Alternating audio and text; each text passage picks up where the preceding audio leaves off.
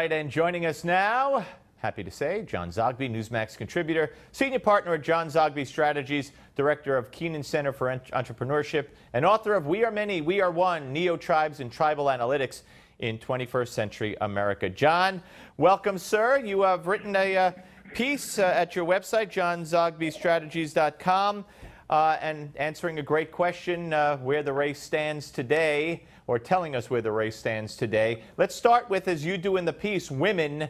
New numbers out that suggest that it's going to be very problematic for Donald Trump with women. Hugely problematic. You know, we've seen Clinton go from a 4 or 5 point lead among women, in the last 10 days to now, depending on the poll, 15 to 20 point lead among women. That is just massive, and it's not the sort of thing, frankly, Steve, that's going to be turned around. Well, yeah. He can forget about that.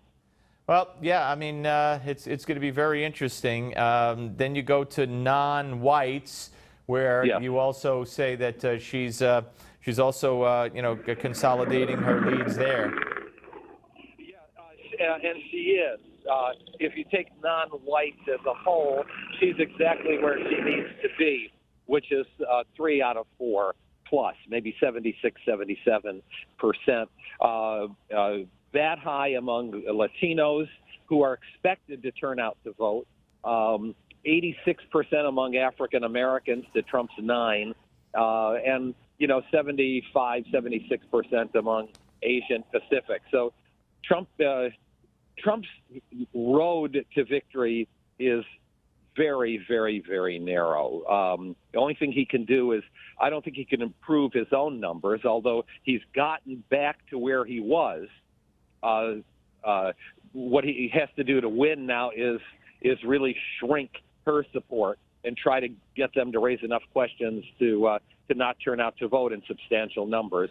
And that's risky. Well, yeah, of course, if we had a fair media with the things that they plotted against Bernie Sanders, the things she said about Catholics, the things calling Bill Richardson a needy Latino, right on down the list, what she told Wall Street, about climate change and that they're nuts. I mean, all these things, if we had an honest media and these were made known to the people, and maybe Trump will make some of those known at the debate, and she'll say he's lying, of course, maybe that will encourage some people to stay home.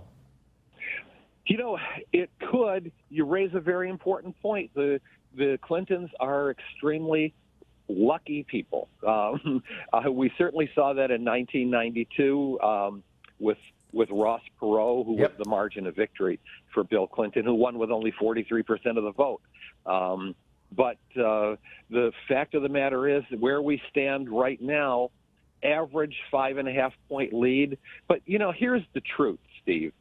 We really do not know who is going to turn out to vote. Right. And that's why there's 5 polls that are out there that range from a Clinton 11 point lead to a 1 or 2 point Trump lead. And so we pollsters are doing the best that we can, but we really don't know who's going to turn out. All right, John Zogby, always great to talk to you, sir. Good to talk to you, too.